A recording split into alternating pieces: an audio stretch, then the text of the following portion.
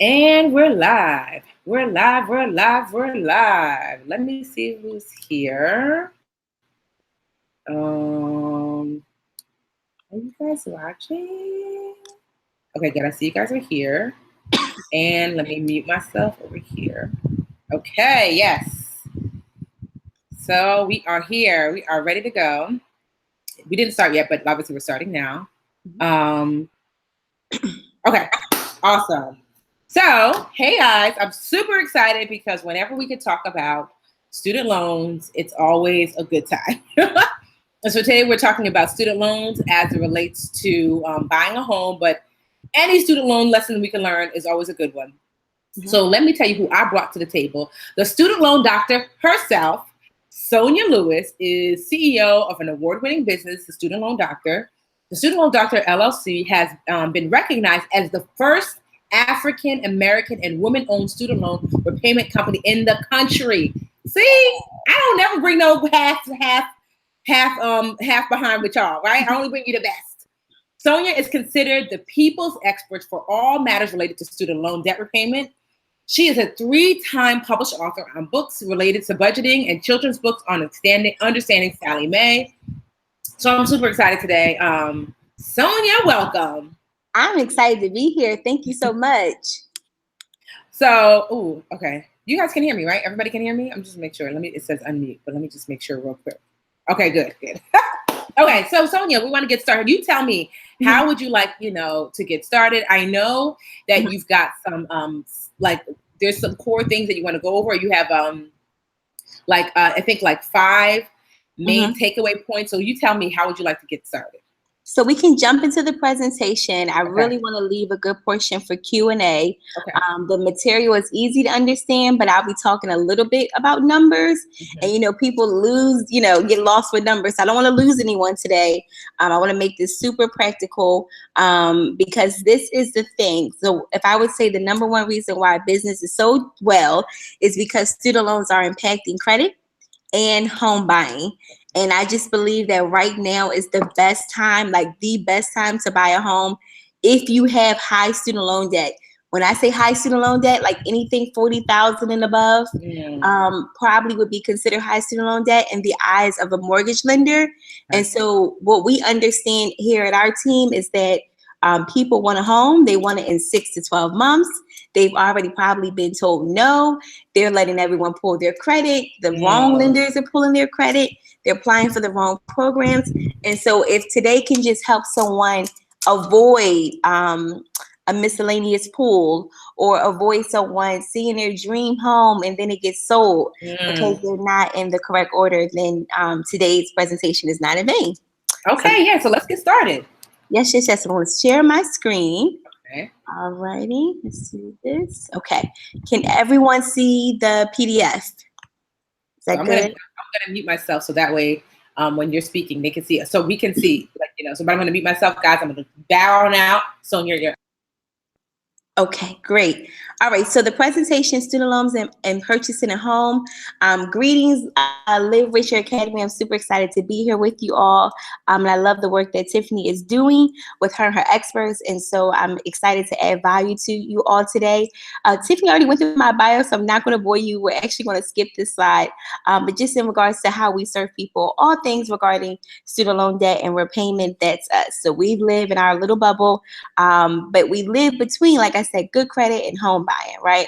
So what will you learn today? So home buying law changes as of 2016, understanding debt to income ratio, requirements for home buying, FHA, conventional landlord loans, and your credit score and student loans. So this is super important for what we're going to target today, just specifically. So I want everyone to understand that before 2016, student loans and home buying really wasn't a thing. As long as your loans were in a forbearance or deferment for at least 12 months, they never had to consider a student loan payment as a part of the overall debt to income ratio. So I feel like, someone was like, oh, I missed the boat. I'm like, you did. Because now in order to buy a home, they've got to calculate that student loan payment. Now, if anyone remembers the home buying crash of 2008, this is one of the contributing factors, because at some point you're going to pay your student loan, or Sallie Mae's going to pay themselves. All right. And federal loans, obviously, they can garnish your wages, is what I mean. And so taking that into consideration is super, super important when we talk about the payment and preparing for a good payment, affordable payment when you have your student loans.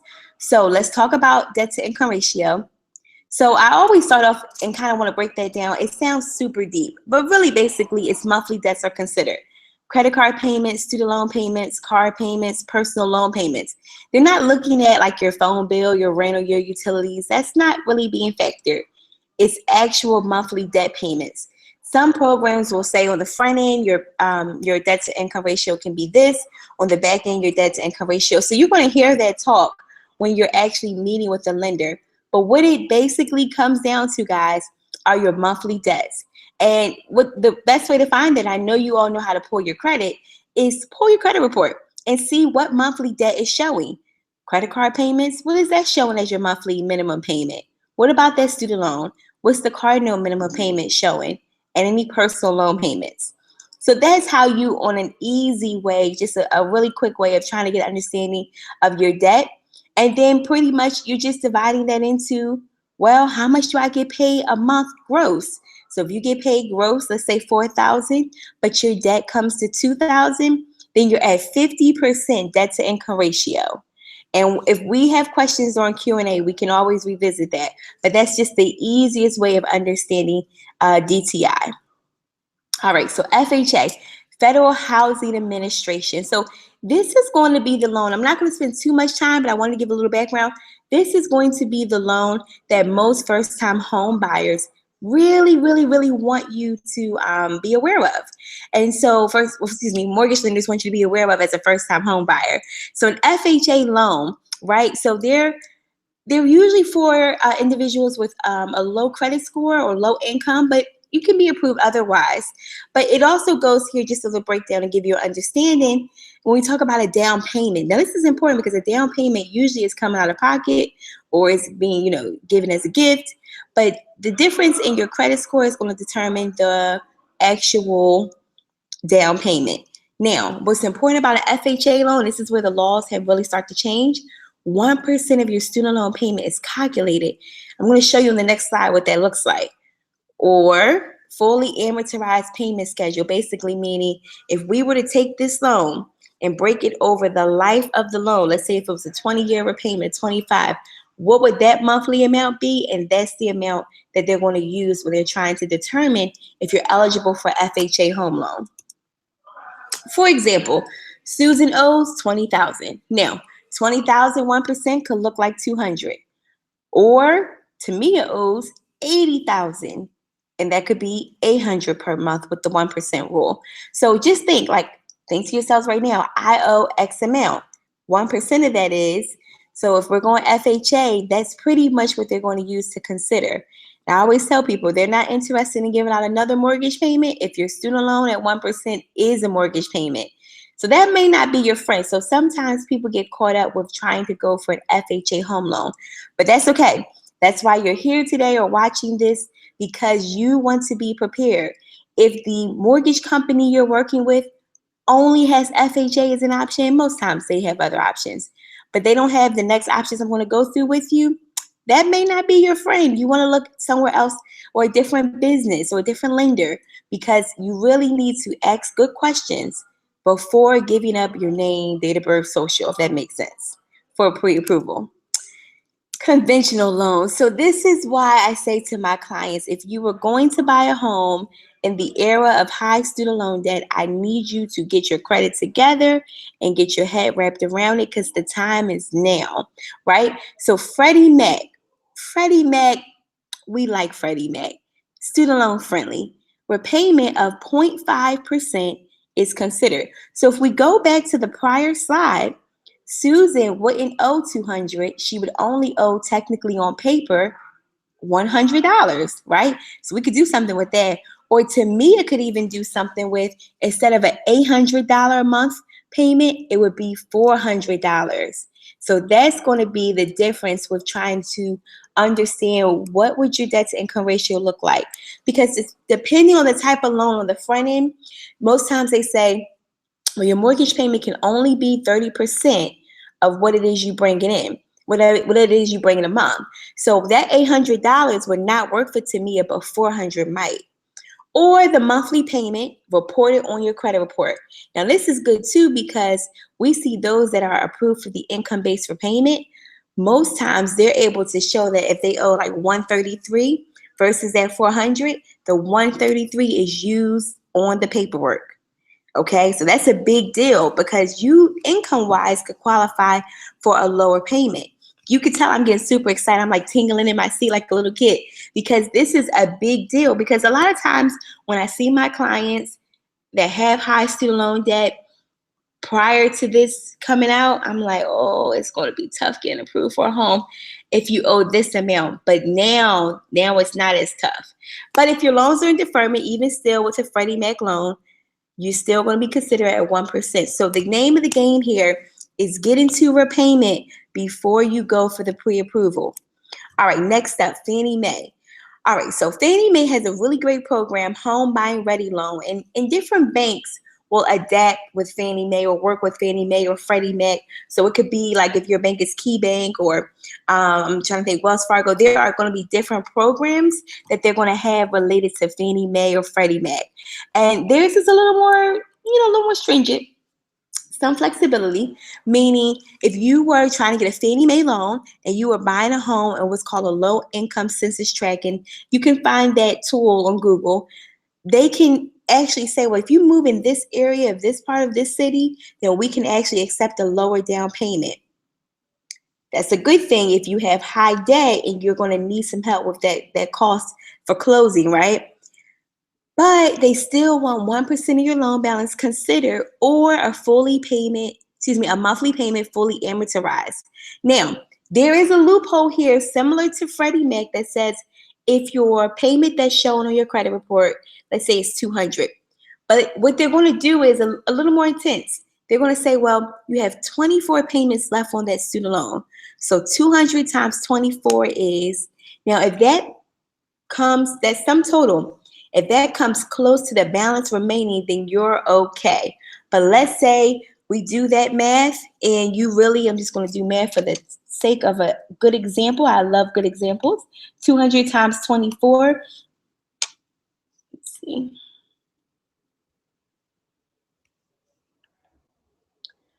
$4,800, let's just say. But let's say you owe on that loan $10,000. Then they're going to go back to the 1% rule because $4,800 is not close to $10,000. So if it's close in, they'll use it. And again, this always comes at the discretion of the lender. But if it's a really big gap, just know they're going with the 1%. I hope that makes sense to you all. Again, questions you have for Q&A, please note them because I really want to make sure we go through your questions because, again, we are doing math, okay? We're doing some math on a Sunday, so I should have asked Tiffany to put a disclaimer in advance. All right, next thing is called a landlord loans, and I'm going through this pretty quickly because it's really, really simplistic, but I really want to leave time for some good questions. Landlord loans, now, that's a little different. A landlord loan is what's called if you're trying to get a loan as a self-serving property, right? So let's say you found a property that you want to purchase, but your DTI is too high, just not looking good. It's not going to be able to be approved. This is actually a loan that my friend, his name is Mark Brown, he was on our podcast recently. He put me on to. He was like, a lot of people don't know about this. This is more in the form of an investing loan. So basically what he said was, if you could find a property and estimate its rent payment. So let's say the rent payment could be shown as you'll get $2,000 a month. That's the example he used. But you only are needing to pay on this $1,500 a month. Well, then you could be approved for this quote unquote landlord loan, right? And I don't really want to go too deep into this, but I wanted to open your eyes up to another concept that the down payment on this is 20-25%, but someone can go into their 401k, for example, or you may have money saved, for example, that you could use to actually be approved for this. This is significant because they're not looking at anybody's student loan. They're not looking at your income, taxes, pay stub. It's if the property could sustain itself and do you have that down payment. They are going to look at your credit. So let me be clear. They are looking at credit. But the other things that could disqualify you, especially, this is really good, especially if you're an entrepreneur and you're on your own income and you done told the IRS you didn't make no money for like 5 years. That's not good, guys. But we do meet those people that said they made no money. Everything was a write-off. So when you see stuff like that, nobody's proving you for a home, okay? So you got to be careful because you do need to show up correctly for your taxes if you're trying to get a home if you're an entrepreneur. But I have seen entrepreneurs that I know, as a matter of fact, go this route. Now, again, this must be used for rental income. Not to say you would never move in this property, but in terms of what it would be a rental income, could be a year or two, that would be negotiated when you're signing for this loan. Most times credit unions would approve this type of loan. Again, you're still going to live wherever you want to live. You're not going to move in the unit, right? And then after that agreed upon time, you could, but it's still a way of getting you a home. I call like a backdoor option. And I know that there are experts in the academy that can also talk with you more about it. But this is just another really, really good tool to know, because it may not look so good for you if you're trying to go FHA or conventional, but it's another option in order to be eligible for a home. And we're going to wrap up here. I just want to touch on the credit score. And this is significant because I know you all know about credit, so I'm not going to take too much time to explain this. But the biggest part in this pie chart, guys, payment history, 35%. So people always say, how do I get good credit? I want good credit. Are you paying your bills on time? And so that's payment history. Are you paying your student loan on time? Payment history. Are you a couple of months behind? Payment history, right? So that's 35%. I tell you, if people just could start there, you'd be okay. The next thing is amount owed, right? Amount owed in terms of your debt that's showing up on your report. New history, credit history. So this is just a good idea of where to start in terms of building credit. But I want to go to my next slide. So here's what I tell people when it comes to student loans and credit, because I get this question a lot. Oh my God, can you just remove my student loans from my credit report? I get that a lot. Please don't do it. Don't do it. When you do that, you're removing history from when you were like 18 or 21 or whenever you went to college. That is a long-standing history that you just want to have removed. And some credit agencies can do it. We don't do it, but some do. But now you're saying like, you just didn't go to college. You didn't go to college. It's not there. Oh, okay. But now that's not helping you in terms of getting a great measurement for your score. Now let's use this example of Tamia. Tamia has an average credit score of 680, but Tamia could lose 60 to 80 points from being late. A 130-day delinquency could knock Tamia out the park. She's at a 600. Oh my God, her credit score is not good, right? Now, Stacy has a lot to lose. Stacy has a 780. One late payment, one missed payment, could drop her score by 90 to 110 points. Like Stacy never misses a payment, right? So if that would have happened, you really want to go ahead and call your lender and do what's called a back forbearance. Okay, guys, a back forbearance. And you want to apply back for the months in which you were late. Don't move forward. Don't go past go. I'm giving you some student loan advice here. You call or you go online and do a forbearance from the time in which you were late. Have it applied. And that should account and clean up that history, right? So deferred loans, I get this question a lot too. Are my loans deferment or forbearance, is that like messing up my credit? Like, no, it's not helping your credit, but it's not messing up your credit at the same time. So it's just kind of like your student loans are on ice. They're growing, but they're not necessarily affecting the score because there's no payment as to be reported. Again, the credit score is saying like, are you paying? Are you on time with the payment of what's being reported to your credit score? Now, if you have a 500, 550, 475, 300, I don't know, and you're late, they're used to you being late, darling, so it's not going to be a significant drop in points, so you'll be fine. I get that question too, like, well, I have a 550. It could be some of a drop, but not a huge drop. The more you have in terms of a credit score, the bigger missing a student loan payment could be. And that also, again, because of that long-standing credit history that you would have with your lender. All right, so Tiffany, I am done in terms of the actual information. I wanted to keep it short and sweet, but the Q&A part I'm really, really interested in. Okay. because I know that people are looking to buy a home and may have some good questions for us. Yeah, and honestly, I really want us to hone in more on the student loan stuff because, like I mentioned before, we talk a lot about home ownership. We have a lot of home Mhm. ownership classes, but student loan courses is what we're really short on. So you said something which I had never heard before, and you guys can let me know in the comments if you've heard it before. You Mhm. said something about a back forbearance. Yes. So a So lot of times when people are coming to us with late payments, the first thing that we're going to do with your loans is we're looking to see before we pass go and set you up with a new payment or tell you to make a payment. If we meet somebody, let's say I meet real quick, Tommy. Sonia, can you take off the so I can see you? Take off the screen share. Oh yeah, sure. Hold on. How do I do that? Okay, hold on. Screen share. And Yeah, there then you go. okay, there we go. Oh, I couldn't even see me either. Okay. So I get this question a lot. So if you come to us and you're like, oh no, I've been late for 6 months. My next question is, have you been late 6 months consecutively, 6 months sporadically? Like, did you make a payment here? Did you make a payment there? It's almost best to meet someone when they're late and they're in the midst of being late and they've been late. Because then what we can do is we can ask the lender to apply what's called a general forbearance. So there are other forbearances, but a general forbearance from the date in which you were first late to Okay. the date in which we're submitting the application. Now, most times a lender will go back up to 6 months. I have seen where they could go back up to 12, depending on how many months you have available. One thing that everyone should know is that per loan, and if it's consolidated, it's just that one loan, you have 36 months of general forbearance in the lifetime of the loan. So you have 36 months. So if we're applying a back forbearance of 6 months, you now have 30. If we're doing 12, you have 24. So it's going to go back. It's, they'll usually no more than 12. I've seen up to 6 really, but it could be 12 if you have that available. But again, sometimes people don't have 12 general forbearance months available either. So that could depend on that too as well. But yes, that's a great way to reverse, quote unquote, a late payment. Okay. And it's better than hiring someone to do it, because what you're really hiring a credit repair agency to do at that point, if it had to get to that point, is let's say you didn't know about this back forbearance and you moved on with your life and you started payments and it's just still showing on your credit as late. But because you quote unquote moved on and didn't address the issue, it's hard to go back and say, hey, now that you know those months of so and so, can I get a forbearance apply for that? That's really, really super rare.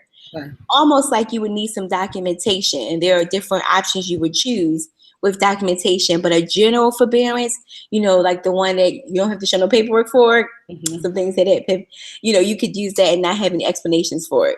Okay. And so also, so what if I'm out of forbearance? I mean, I'm looking, to get a home, but my student loan situation is all jacked up. Like I'm late because I haven't been able to pay. I've already used up all my forbearance. Or is there some option for me or that folks can look out for? And I'm gonna start answering some of your questions, you guys, now.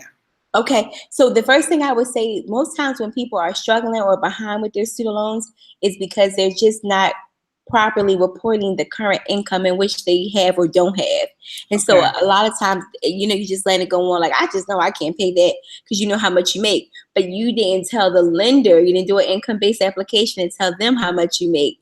So the first step is to clean up your loans, right? So you could do that through an income-based repayment application. You could do that through a forbearance. Let's say you were laid off. A lot of times people are really ashamed about, being laid off, but there is what's called an economic forbearance form where you would show proof of being laid off. And then economic deferment. I want to be clear on that word, economic deferment. The difference between deferment and forbearance. Deferment means that your subsidized interest is going to be paid for, accounted for by the government. Okay. But a forbearance, you're still responsible for that subsidized interest that's accruing. Everyone has two types of loans, unsubsidized, subsidized, if that makes sense. So you want to be in the program that you best qualify for, a deferment if possible, if you have some good proof. Or you know how when we experienced natural disasters like Houston with the flooding, so that was called a weather deferment. There's an actual word for it more than weather, but that is a particular deferment that you can enroll into as well, so that you weren't penalized if you couldn't make your payment. And then again, the government covered the subsidized portion of the loan. Does that make sense? It does. Mm-hmm. So, okay, so we got some really good questions. Mm-hmm. I'm looking here. Okay, dang. This is not wanting me to roll down. Hold on, y'all. I see you. Okay, there it is. I have $200,000 in student loans. This is Latasha. Yikes. I'm not in repayment yet. What can I do about buying a house? So the first thing is, again, don't go looking for a home. One, for your feelings, but two, don't have anyone pull your credit for pre-approval until you enter repayment. Okay. So again, if you can, now Natasha would fall under the conventional Freddie Mac. So Freddie Mac is her friend, okay? Because I would tell you, if she says 200,000, then what they could actually do for her minimum, and again, it's going to depend on her income. Her payment would look like either 1,000, or if she was eligible for income-based repayment, let's say income-based repayment, she got down to like $400. I'm making it up. Then that's the number they can use because it was showing her credit. So the goal is she has to get into repayment and let it show on your credit. So don't be in such a rush, because sometimes you got to consolidate your loans, right? Got to get it to show on your credit. And so we're talking about a window of at least 90 to 120 days before she would go for a pre-approval. Okay. So once she gets her payment to the lowest place or point possible, then from there, she would be able to move forward with the home. Okay. Erica wants to know, does back forbearance only apply to federal loans, or can they apply to private loans too? Great question. And I should have cleared it up. It's federal loans. Okay. So private loans, it's really terrible. So unless you live in Pennsylvania or Texas, Pennsylvania or Texas are the only two states, if you have a private loan, that is super difficult for them to garnish your wages. Like almost like never they'll garnish your wages if you live in Pennsylvania or Texas.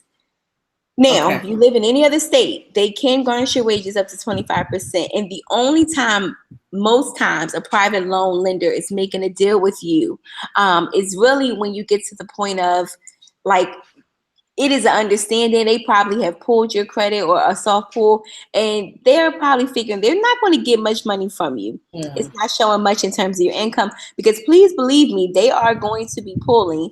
And your credit report or your soft pull of a credit can give a lot of information to this particular debitor. So let's say in this case, they could see that she doesn't probably have much assets on file. If she did, that would be great. But let's say she did. She doesn't own a home on file, right? Then they're like, we're probably not going to get much out of this person. Let's go ahead and start talking about what either a settlement looks like or an interest-only plan looks like. So this is super important because everyone is going to be different, Tiffany. I stress that all the time. Mm-hmm. Someone could hear this advice and say, I just got to wait for a settlement or an interest-only payment. No, that may never come your way, because your stats or the income you could have given them or provided to them before may not make it to where you would be eligible for that. Okay. So again, it's going to be based on that lender and any programs that they have available. A back forbearance is normally not usual for a private loan, but they could give an interest-only plan. Okay. So you never know, but ask for try, but not back forbearance. So right. Nikki A says, I'm buying a home now. Congrats, Nikki. I'm $50K in debt in student loans. What percentage should I spend on your home?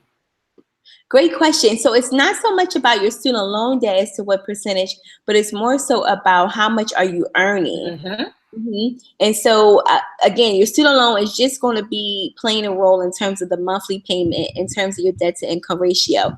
But what we want to see is that your debt is no more than like 43% when you're thinking about buying a home, because your house is going to be about another 30. Your house payment is what they're thinking about, 30%.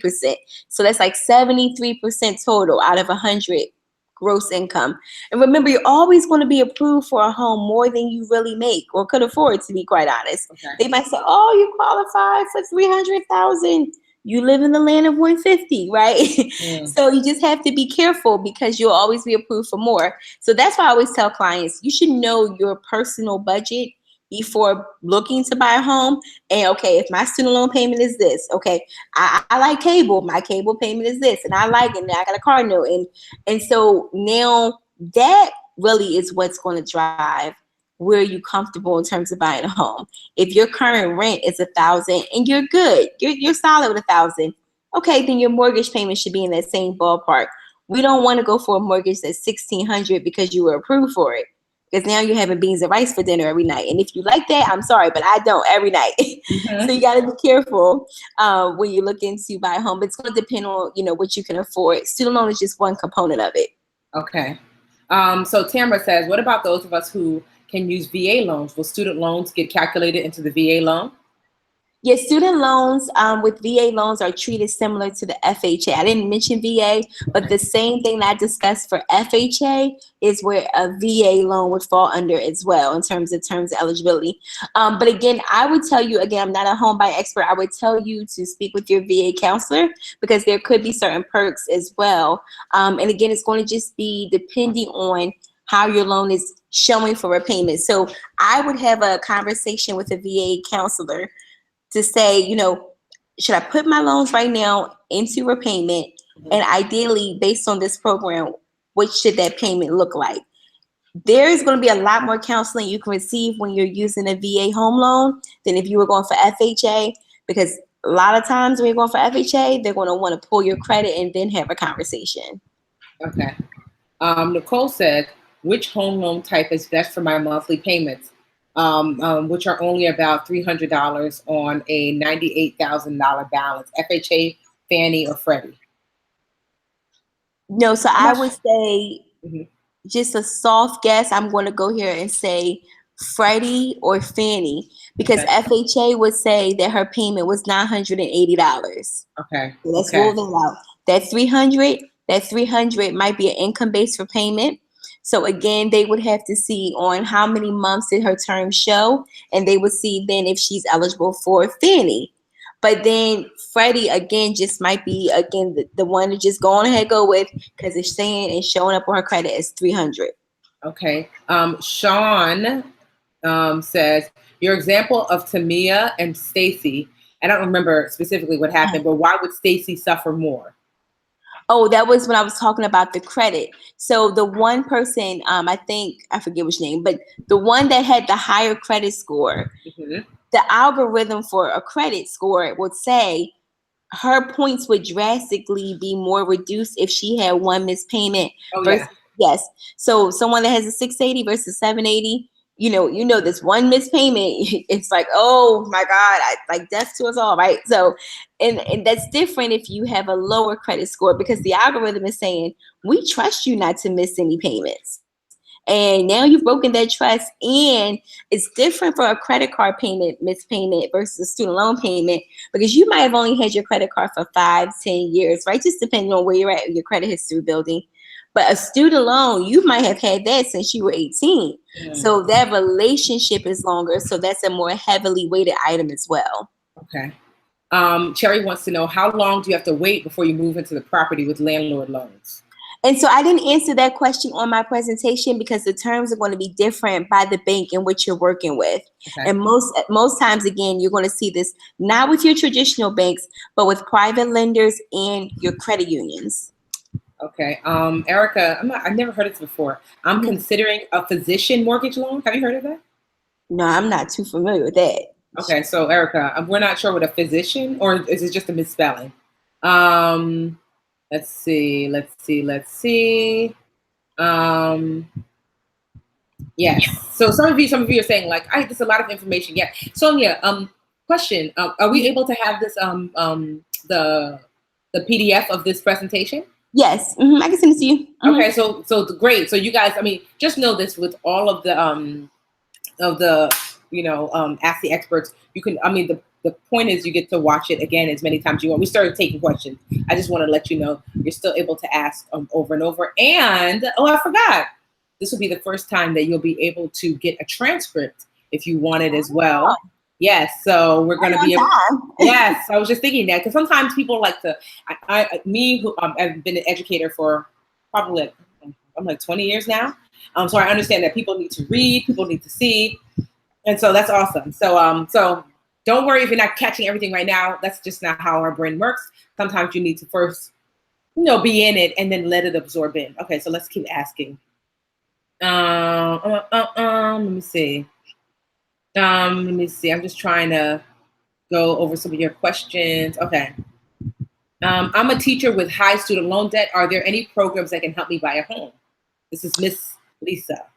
So the same programs that we mentioned, but I'm going to throw an extra nugget in here that we don't always talk about: teacher loan forgiveness and public service loan forgiveness. I'm not sure if they know about the two of those, but teacher loan forgiveness is where, depending on the type of teacher she is, and if she's working for a Title I school, she can receive money off the top of her loan balance as a grant, form of a grant. So if she could, I think it's anywhere between like 5,000 and 17,500.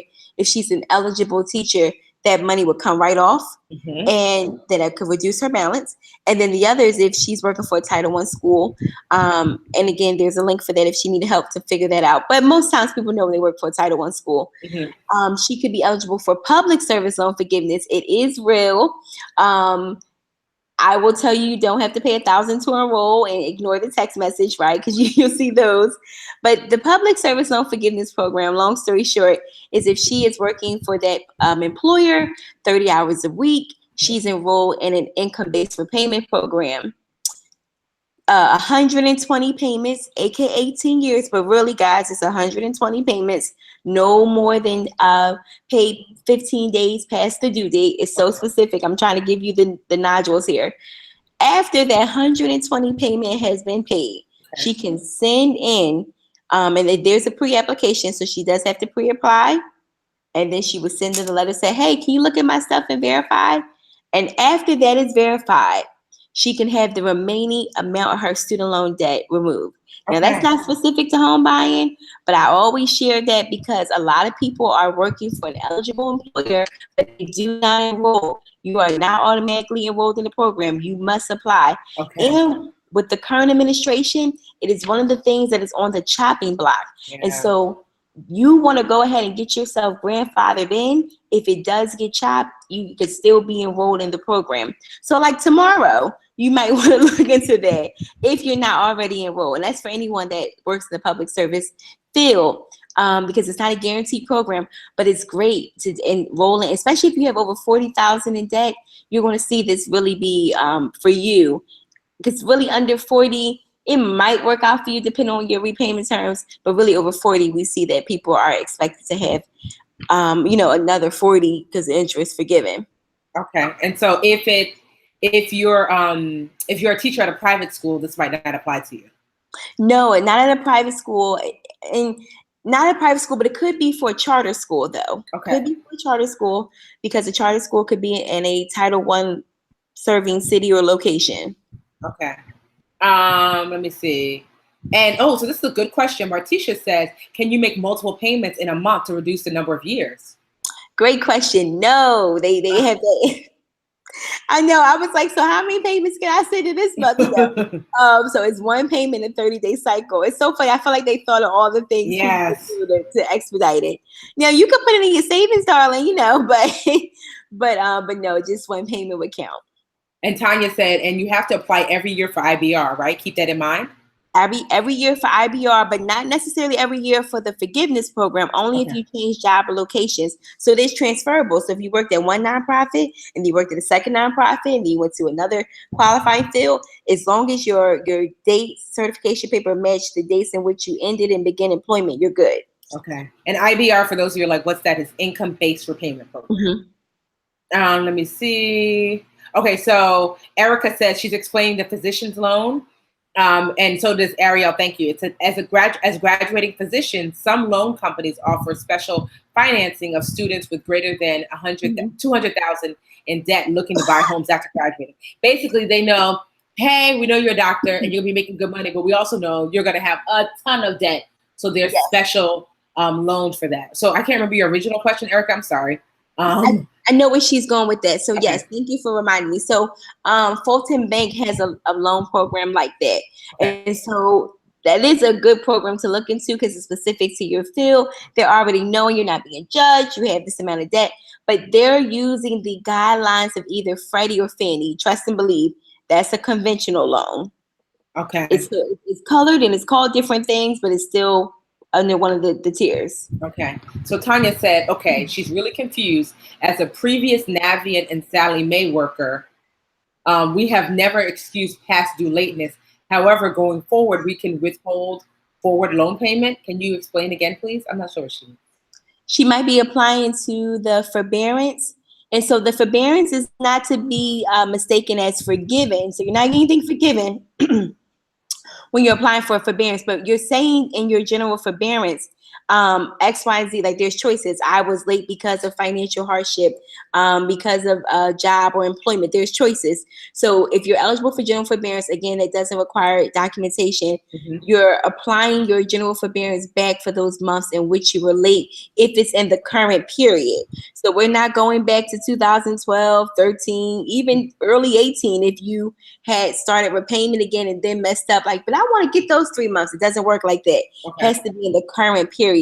So because you're saying I am late right now because there is something happening with my finances or because of my employment. And again, this is federal loans that we're talking about, not private. If we're talking about Sallie Mae, Navient is federal, Sallie Mae is private. Okay. And Cherry said, which loan is best if I'm trying to purchase a multi-unit? I want to live in one unit and rent out the other 2 units. The rental income will add to my income. So really, any of the programs would be good. I always say, first home, duplex or triplex. That is the goal, right? So it's just, again, going to depend on how much home can they qualify you for. We know that multi-units cost more. So depending on your debt to income ratio and income credit score, it's going to determine how much home can we get you approved for. So if you can get approved for $300,000 and your multi-unit is $250,000, you're fine. But if they can't approve you if they can only approve you for $200,000, but your multi-unit is $250,000, then it wouldn't work. So it's going to go by how much you can be approved for. And you can buy, the parameters of FHA has some specific parameters as well. But you do have to live in one of the units if you do like a FHA home loan. If it's a duplex, you have to live in that, I think, at least 3 years. Okay. Please don't try to trick the system. I had a client who tried to beat the system, and a year later moved to another county. They found out because she enrolled her child in another county, and she had took some specific grants as well, because everyone wants a grant. Oh, I want to be patted down with grants, right? But grants have clauses too. That grant said if she had broke that agreement before the 3 years was up, pretty much like the home is theirs. So she went one day to get her stuff, and it was a padlock with a letter, because it came up that her child got enrolled at another county with another home address. So you gotta, first off, so if you're taking anybody's grants, I need you to take some time and read through the grants you're accepting, because those clauses may be more tricky than the loan you're signing for. Okay. Yeah. Wow. Okay. Sakithia says, my credit report was negative due to medical bills. How long do they appear in your credit report? How will it affect my ability to purchase a home? Should I make arrangements to pay those off? So the medical bills, it's a little tricky. And again, credit in terms of medical bills is not my expertise. But what I'm going to say to that is, so if you're paying off debt, and let's say it's old debt, you're restarting the debt on your credit report. So it could be, let's say it was 5 years old and you're like, I want to pay these off. I get it. But now you're restarting it to show on your report for a whole nother 7 years.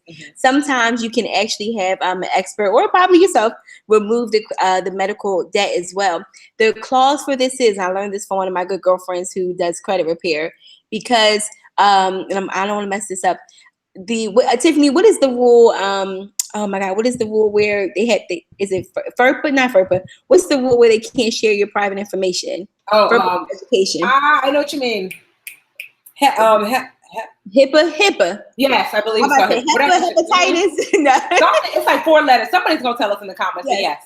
HIPAA. If it's HIPAA really can't be, so let's say a medical collector, let's say a hospital sent your information and say you were delinquent. So then your response is, can you prove this was my medical debt? And the thing is, HIPAA really can't prove it, because they can't really give up your information. So that's why we see, one, there are some changes being made to how medical debt is being reported. And 2, is some changes being recorded as well to say, we can't really consider this as qualifying debt, because you can't send me her records saying it's with her. So you go on, get disputing, get your template offline if you're not going to pay someone. But we'll see a lot of success with medical debt being removed, because it's not legal for them to. And if they by chance mess up, you might now be owning so-and-so hospital. Because yeah, you're right. That is not allowed. I would see. Let's see. Okay, Sean wants to know, where can I go to find people who specialize in conventional or landlord loans? In times past, I went to mortgage lenders, and the only programs they seem to want to offer is FHA.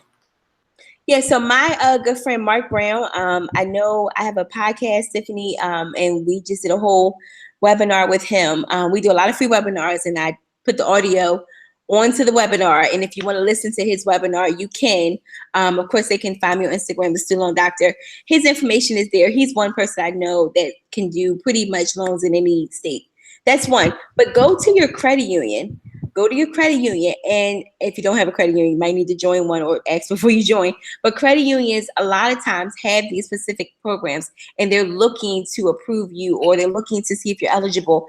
Traditional banks do not want to be involved in this market. So don't go to your traditional bank, but really it lives between private lenders and sometimes they call hard money lenders too, just different terms for them, or a credit union.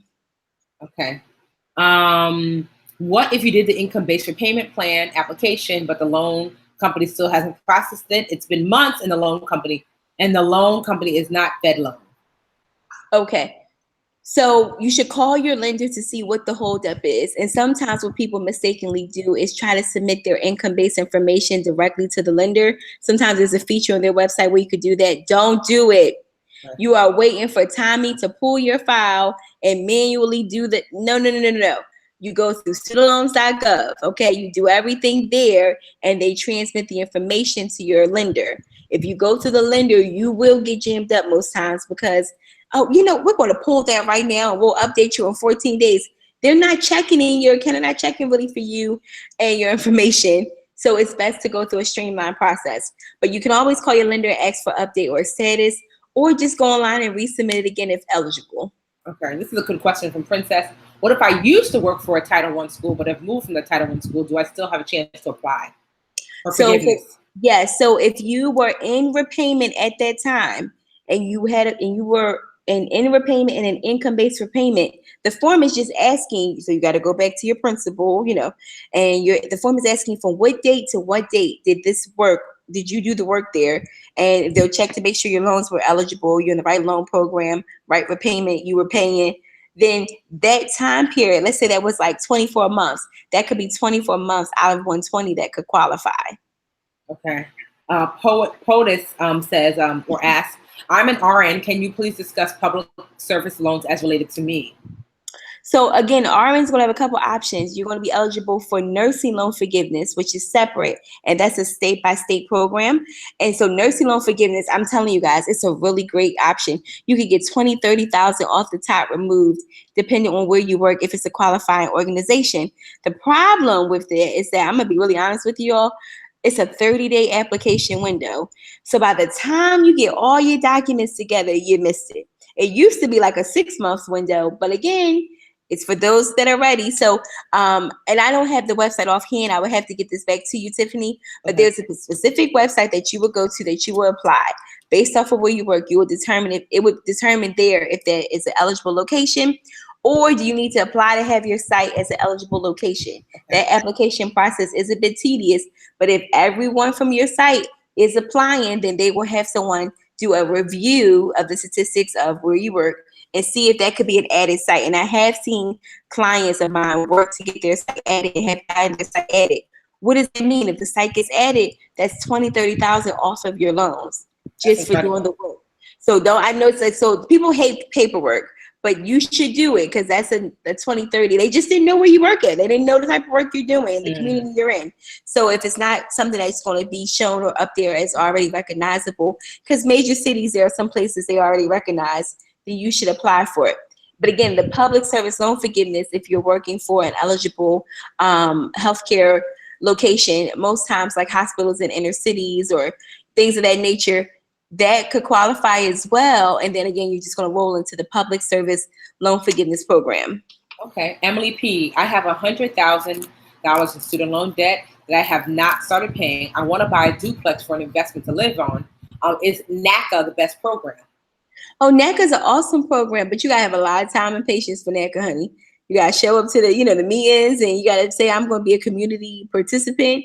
You gotta get your volunteer hours in. You gotta go to the meetings. So NACA is for the person who needs some ulterior, that needs an alternative, funding source. NACA is going to put you through hoops on purpose to see, are you dedicated, to see, are you a person of your word? Because this is really a community that you're joining. I love NACA, and the thing about NACA is that they're not trying to over approve you for anything you can't afford either. So you may not get as high of an approval, but again, you definitely got to go through the steps of NACA to be eligible, but it is a great option. Okay. Lena, you guys have some great questions. Lena asked, if you have $35,000 credit card debt and your minimum payment is $27 a month, what exactly is calculated as your debt, the minimum or the whole balance? So just the minimum payment. Remember, when we talk about home buying, debt to income, we're only looking at the minimum payment or the payment that's shown on the credit report. So that's a great question. Okay. I said you guys have some great questions. Let me see. I'm trying to get, I know you guys, some of the questions kind of I feel like Sonia's answered by answering other questions. So I'm really trying to find questions that are different. Let's see. Let's scroll up. You guys, some of you, I love that you guys are helping each other in the comments if you're watching live. Okay. Roughly, how much should your income be to be approved for a $250,000 home? Just want to have an idea. So, well, how much should your income be? So that's a tricky question to just give you a number, because it's going to go by your debt as well. So then if I were talking to you, I would do with you, well, how much is your car note? How much is your student loan? So all of that has to be considered to say, after all of your monthly debt, student loan included, does the amount left over support a payment of a $250,000 loan? Because you have to also, so I'll give you an example. When we were, guys who are watching, when my husband and I were looking for a home, although I'm an entrepreneur and I make really good money, the way I have too many write-offs. And also too, I had a foreclosure that had not fallen off my credit report. So I could not be on the loan. So my husband made about $55,000 a year. I'm sure he's like, Tiffany, just tell all of our business, whatever. So, and he has no debt. And so he was going to be the only person on the mortgage, and then I'd be added onto the deed. So we were approved for about, he was approved for about, I want to say, $250,000. So that was with no debt, and that was with the interest rate being, I think, 4%. You have to understand that includes interest, but it also includes the taxes in where you are living. And so it's hard to say, because one, they're going to say, how much do you make a month? Two, they're going to say, do you have any debt? Three, they're going to say, what is your interest rate going to be based upon your credit score? His credit score was like a 770, so he had the top credit score, so he's going to get the lowest interest rate, which was like 4% or whatever at the time. And then five, they're also going to say, what is the interest? What are the taxes of the city that you're living in? Because when we looked at a city over, we were approved for less because those taxes were higher. So they're looking like, well, even though you can afford the house itself, the taxes are going to chip into what your monthly mortgage payment, what you can afford. And so it's hard to say. So I'm just giving you a roundabout, but it depends, because right now you can be watching this, 5 years from now, the interest rate is 10%. And so you can afford a house for $100,000 at $55,000 a year. So I just want to give you a rough idea of what, a real number based upon some real numbers. And Tiffany, you said something you don't even know you said, and I teach this to my clients. Okay. Y'all in love, y'all married, but everybody ain't got to be on the mortgage. Yes. But everybody on the deed. Okay, so let's talk about that for a second. Yep. My clients that have student loan debt, the husband has $30,000, the wife has $200,000, the new wife or the fiance. Sis, I'm gonna need you not to be on the application, okay? Because you're gonna mess up everything. Now, y'all in love, I get it, but go and get on the deed, because you do not need to be considered. And just from a business perspective, we don't need everybody's information tied up. one person's getting the home, the next person's getting the investment property. It's another way to look at how to, really use your income, your buying power as a couple. Everybody doesn't have to be tied up. So for my clients that have a lot of student loan debt, particularly women, and let's say they're coming with their husband or their fiance, then it might be in my advice to say, maybe we should see if he could be approved by himself, or maybe you should be approved by yourself. And now as a household, you're married, income will be shared, but everybody doesn't have to be on the loan application. And that's such an old school way of thinking, because everyone's like, oh, I want to be on it with them. No, you don't. You don't have to be on it. On the deed. The deed, my friend, is what, Yes. Not the mortgage itself. Because the deed, it shows ownership of the property. The mortgage shows who got to pay. Yes. So we always want the deed, ladies. Okay. So what's a good DTI ratio? Good question, Princess. Yep. So really, they're looking for 43 to 47%. Depending on the program, they'll go up to 50. Like FHA can go up to 50%. They don't want to go past that number. DTI again is debt to income, meaning how much you owe versus how much you own. Mm-hmm. Right. Okay.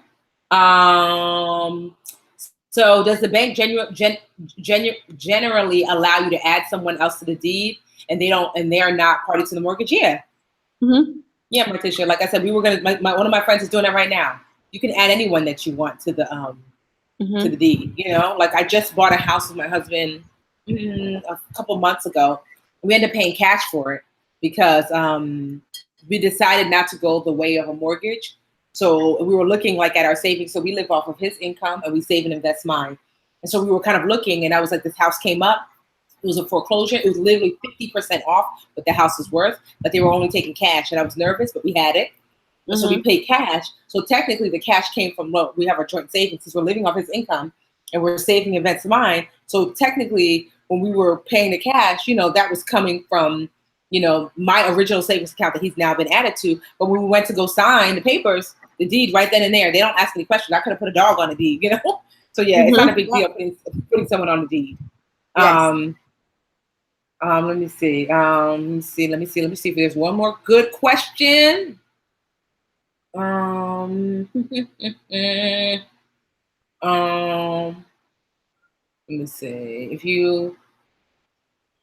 me see. Okay. If you lower your loan payments while you're looking to buy a home, will that be counted as having a lower debt to credit ratio? Say the last question again. If you lower your loan payment, so let's just say you go in and you lower your loan payment somehow while you're looking to buy a home, will that be counted as having a lower she said debt to credit ratio? But I'm guessing yes, it can, as long as it would update in time before you went for that pre-approval on your credit. Okay. So any changes, you can make changes all day. You can change in, change out, but as long as when you go to get that pre-approval, it's shown on the credit. Okay. Mm-hmm. All right. Well, guys, I feel like, okay. I'm not sure if on admission that Sonia will know this, but I mean, she just said, my mother died. She's on the mortgage and I'm on 50%. And I'm on 50% on the deed. I'm not sure, but I do pay the mortgage still. And I have 2 siblings. How do we do this? So yeah. Oh, I was going to say something similar happened to my mom. And so my mom is on the deed. But in terms of the mortgage, the estate was under my aunt's name, but because it was under the deed, it was a little conflicting how my grandmother had it set up. But my mom makes the payment. And so you really would need a lawyer to help straighten that out, because you're making the payment, but they're still eligible in terms of siblings. And you might have a great relationship and it can all pan out. But what could happen is if you paid that home off and then something happened to you, right, and you didn't get that taken care of, then they could be eligible for a divided split, or it could not be sold. So you really want to get that worked out. I'm so sorry it happened, but that's a tough situation because you're making the payment. Yeah.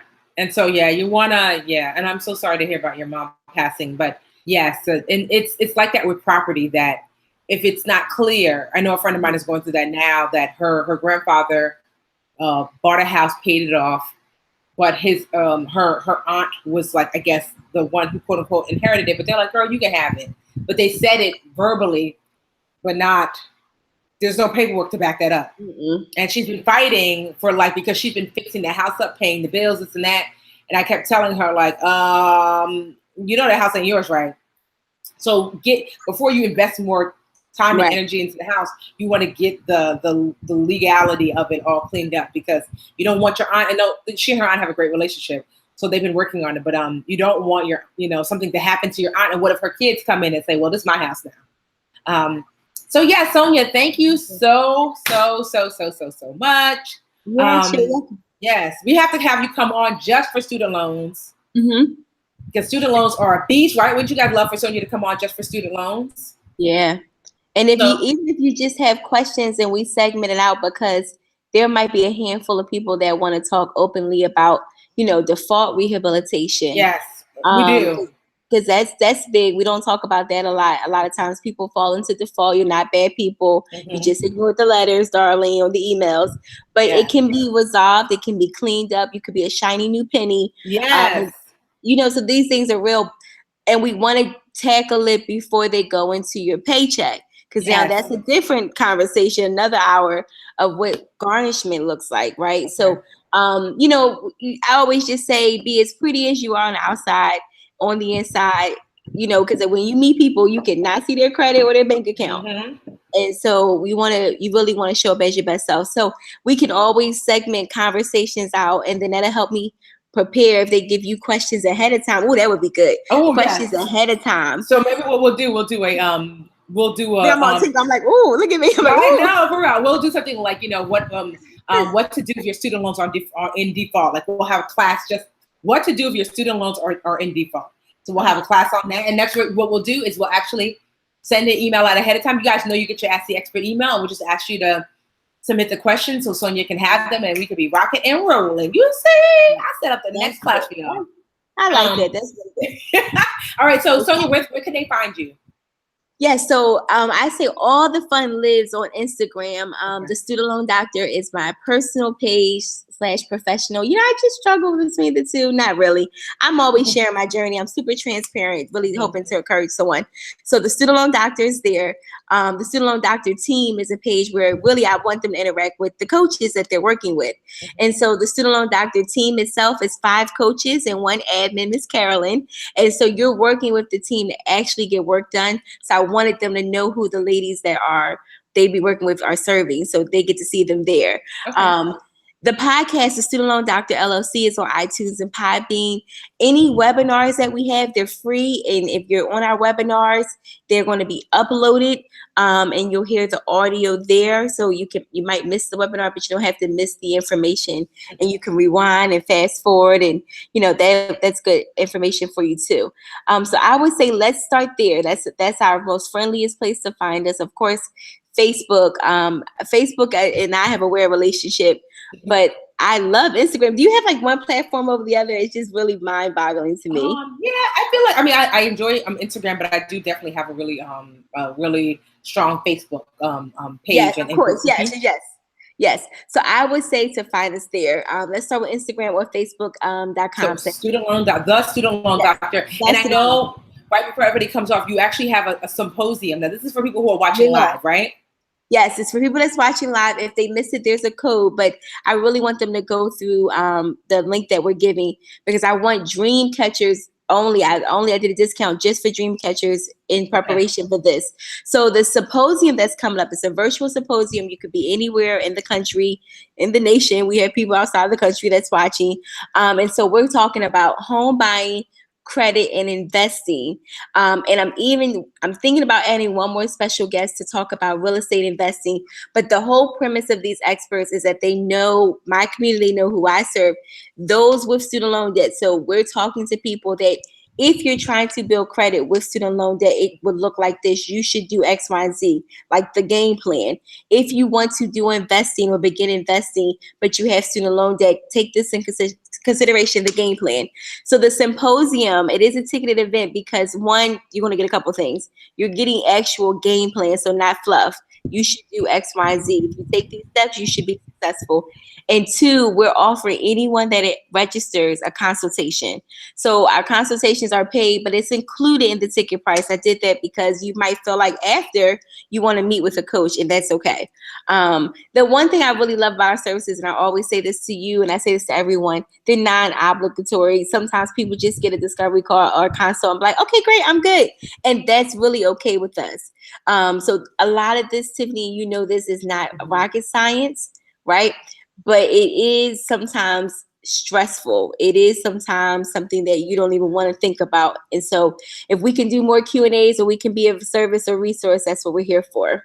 Okay. And so what we're going to do is like the link, which our special dream builder discount. If you go to the Facebook page, if you're watching live, you know, always, if you're new, always to the pin to the top of the Facebook group is the links and resources for tonight's class. So you'll see our special link that Sonia has given us if you want to attend the symposium, so you get a discount.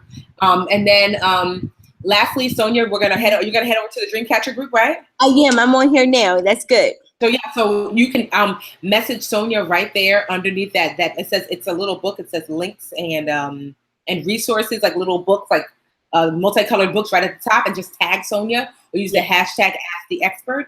And we will see you there. Thank you so much.